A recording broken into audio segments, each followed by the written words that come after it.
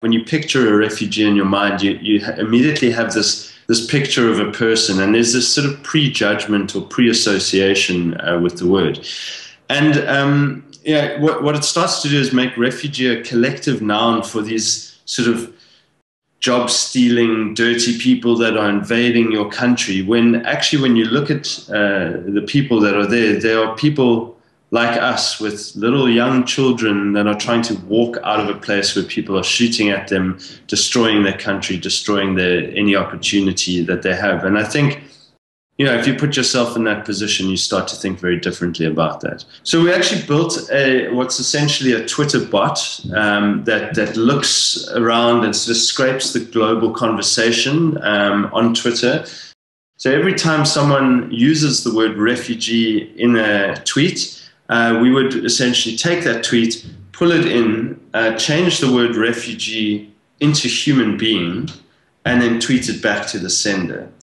And we built a lot of smart capabilities in that Twitter bot that it could really listen and apply context to the conversation as well. So it would understand how the word was being used, and really put human being or human back into that conversation, and really changing the way you know, opinions are made about that. So there were some really difficult tweets as well, that, you know, people saying, you know, keep refugees out of America, and when you change the context of that, it says keep human beings out of America, which obviously when you send that back to the person has quite a jarring impact on them. So there was a lot of sharing of the tweets beyond that. There was some people taking offense to it, which I think was important as well.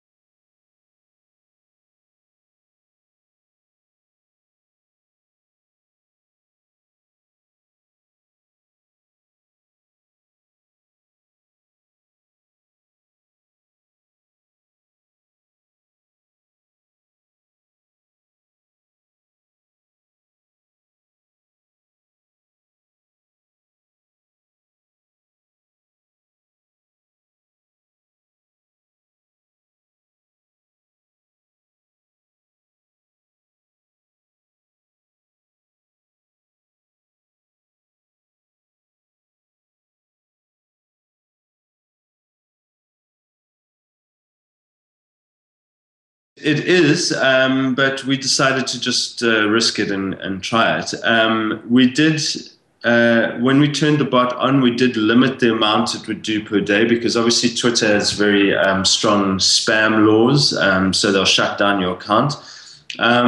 What our creative technologists did was really build a few accounts around the one account, so it would feel like it's coming from different accounts from Twitter's point of view, but was actually coming from one account. And it's ongoing, you know, it's turning over every day. We're not trying to take every single one, because we know it'll shut us down very quickly. We are going to ask permission from Twitter to help us on the initiative and actually open the lines for us completely. But at the moment, we're limiting it to, I think, about 400 tweets a day, so that we don't, you know, just shut ourselves out of the conversation.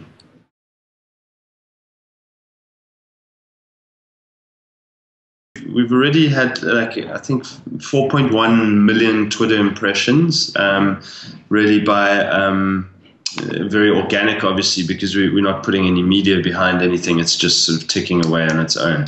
But we do think it's a more long-term project as well, that we want to kind of keep it going and developing and keep the conversation going. The other interesting thing about it is who it's reached. So not only has it just sort of had a Twitter impressions of over 4 million, but it's kind of infiltrated very key accounts from sorry.